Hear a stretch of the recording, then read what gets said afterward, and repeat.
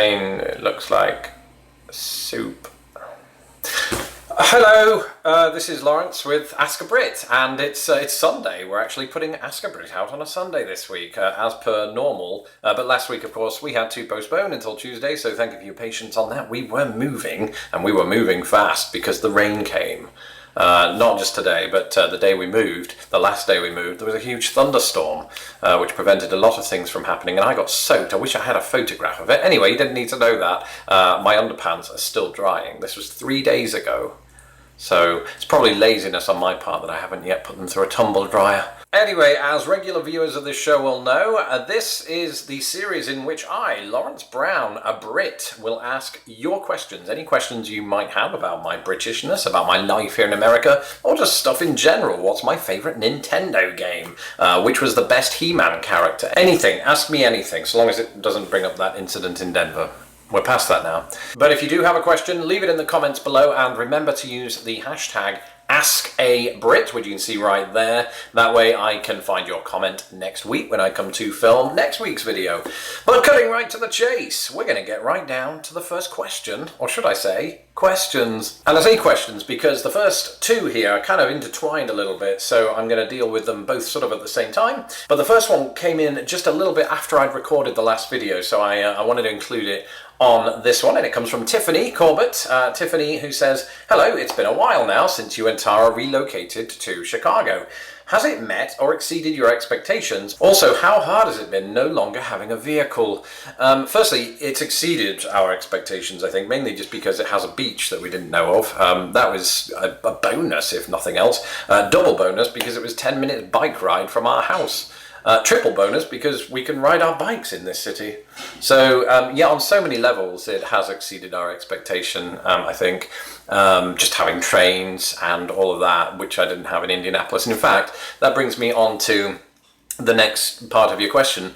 Not having a vehicle, sure, not having a van has been different. It's been great. It's been a liberating experience. Being able to walk down that street and catch the L train to work, to downtown Chicago, to anywhere virtually within the city is amazing. It just allows Tara and I time to think about projects, you know, world domination, that kind of thing, which is vital. And that ties in with Lisa Meath's question, how is it that you don't drive? Well, just sort of further going back, I never really learned in the UK. There was just not this need for it because I had buses and trains and all of that at my disposal, at my fingertips, as it were. That makes me sound like some crooked supervillain, that I just controlled all of the transportation in London, which that would be amazing. I want to be London mayor for that very reason. Anyway, but I had all that. So when I moved to America, and specifically Indiana, I just figured, oh, I'll get by on public transit, right? It didn't really work out that way for a while until I moved to Indy, and then there was a bus system that got me to and from work.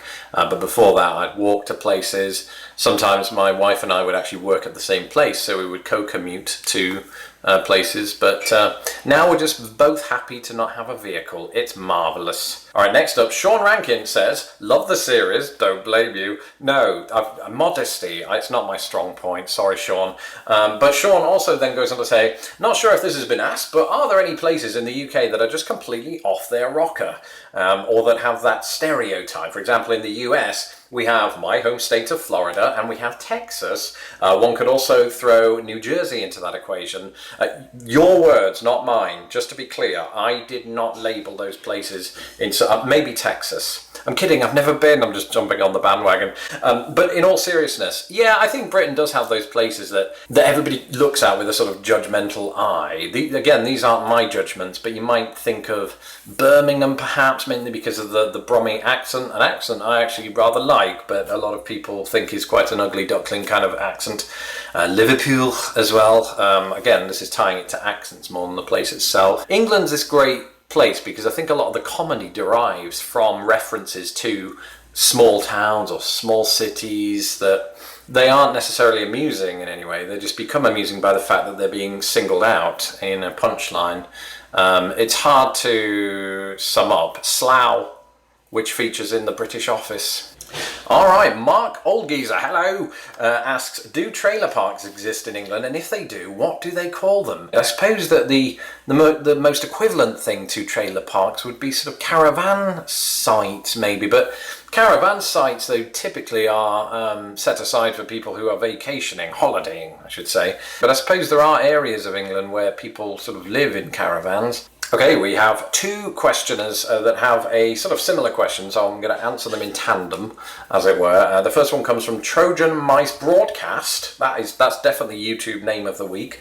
Who asks, have you ever taken an interest or studied pre-Columbian history? I have, actually. When I was at school, we did a lot of studying into sort of Native American history that sort of predates European movements over to the United States.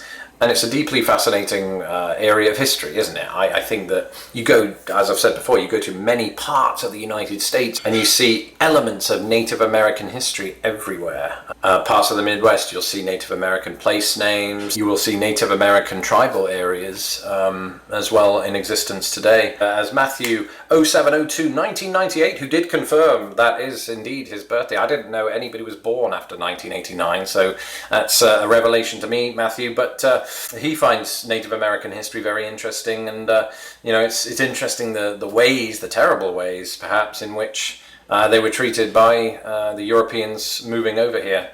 Many of you have suggested many Native American places that I should visit, and I would be adding those to my list. I want to get a full picture, I think, of the history of these lands. It doesn't just go back to 1492, when Columbus sort of didn't actually even land here. DCool814, hello, says, do cities in the UK have nicknames like New York City being the Big Apple or Chicago being the Windy City? We do, but it's not as common, I don't think, as in America. But London is occasionally referred to as the Big Smoke or London Town or Londinium, which is its old sort of Roman name. It's not that common. You may hear derogatory terms to refer to cities, so Bromleyland is Birmingham or Scouseville is Liverpool. I could have just made both of those up. I think I did. This one comes from Jovan Emmerich again, who asks, which of your videos do you suppose you're proudest of? Oh my gosh, that's hard, isn't it? I'd have to go right back through the annals of video making history and I'm really far away from the camera. The annals of video making history to try to work that out. But more immediately, I was rather proud of the St. Louis video that I put together. It just took a lot of effort, a lot of planning, and just to see the final outcome of it was nice, and to see your responses to it was even nicer. I was kind of worried that you might think I've gone a bit overboard, but it was a joy to work on, and I truly want the remainder of my Finding America videos to have that sort of level of attention to detail and careful editing, so that the videos are tight and very viewable for you fine people. And to make this a professional and enjoyable and funny and informative experience for everybody. So in that sense, I'm proud of almost all my videos, except for the one I did in the bath. Okay, next up is Patty McCain, who asked, do British parents give their children middle names? I am German, living in Iowa. My mother did not have a middle name, nor did her parents. I am raising my children here and gave them all middle names. My brother, who is still in Germany, did not. Yes, in fact, I myself have a middle name, and in fact, I revealed it in my St. Louis video. So, if you want to know my middle name, go and watch the St. Louis video right now. That is the best salesmanship you will ever hear from me. That was marvellous. But yeah, no, kids do actually quite routinely have middle names in the UK. Not everybody. I have met people that just don't, but yeah, it's fairly common. Sometimes people might even have two. Or, if they're from the aristocracy, 7. Okay, Buckeye Drag Racer. Ooh, that might actually rival the previous name for best YouTube name of the week. But Buckeye Drag Racer, or BDR for short, he probably isn't on board with that, says, I was in England in 2000 for a business trip to Diss. First question is, have you ever been to Diss? I've not, actually. In fact, fun fact, because it's in, I believe, Norfolk, isn't it? And I lived just north of Norfolk, which is not easy to say, in a county called Lincolnshire. And in the entire 27 years that I lived in England, I don't think I ever once stepped foot in Norfolk. And that's not a slight against Norfolk. I just thought it was really far away. Like I've said many a time, my perception of distance then was very, very short and narrow. And now that I've lived in America, which is so big that my hands have actually gone off the screen, you can see, right? It's massive. Norfolk now looks pathetically near, that I could just walk there in a day. That's an exaggeration. So no, I've not been to Dis, but thanks for the recommendation. Maybe when I do a Finding Britain series, I will uncover Dis, and be sure not to diss them. That is something they probably get all the time. Okay, Trans C asks, I'm moving to Chicago next year with my husband and 2 babies. I'm from England, Croydon, and he's American. My question is, how long did it take for you to finally feel at home in the US? That's a good question. At least a couple of years. There were 2 years there where I was just trying to figure out why everything was so massive. You know, including myself, because I drank so much pop in the early days. But then I lost the weight and became a very, very philosophical young man, and this is going down a path I didn't expect it to go. Once I realised everything was so big and my perception of distance changed and all of that, and I realised that all of the ways of living here was somewhat different, but then somewhat the same as in England, I became sort of okay with it, I suppose. It doesn't take that long. I came at it from the point of view of someone who is quite optimistic and willing to embrace my new surroundings, and so that really helped. I think if you just say to yourself, it's just a new chapter in this book we call life, and sometimes the book's pages are torn, and again I'm getting really philosophical and I don't know why. Once I'd gotten over that, I think that it just freed me up to just live and to explore and to embrace America for what it was. I think you do have to go there with a certain level of, okay, it's fine that things are different, I'll embrace that. What are those differences? How can I learn them? And so yeah, best of luck with your move, and if you have any questions for me, Tran, about Chicago, feel free to send them my way. I might be able to answer them. I'm not quite the expert that I should be yet, but I'm getting there. I read Wikipedia and walk the streets at night. No, not at the same time. Alright, Ye Old Big T asks 3 questions, so I'll just round through these. Ye Old Big T.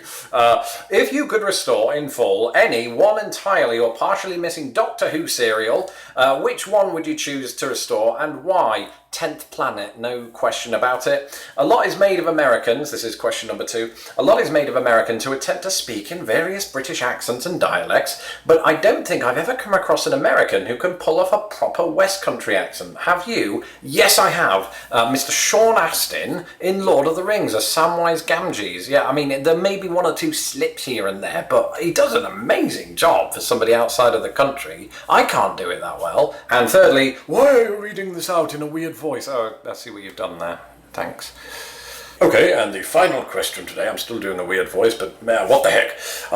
Alexander asks, I find it astounding how a person... I'm going to stop now. I find it astounding how a person can sit in front of a camera and talk into an inanimate object for a prolonged length of time. Then, during the editing process, you will no doubt spend hours and hours going over the things you said whilst looking at a video of your face. Yeah.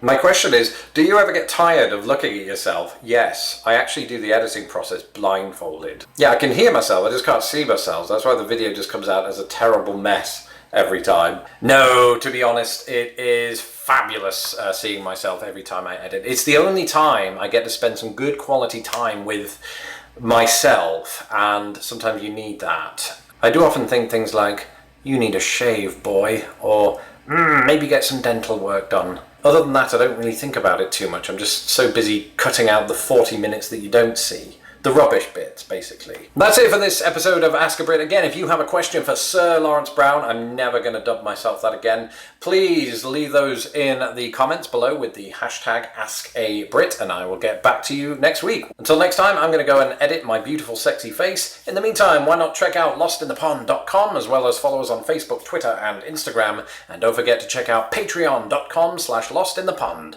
Until next time, cheerio! I'm never doing that again. That hurt. I told you I shouldn't.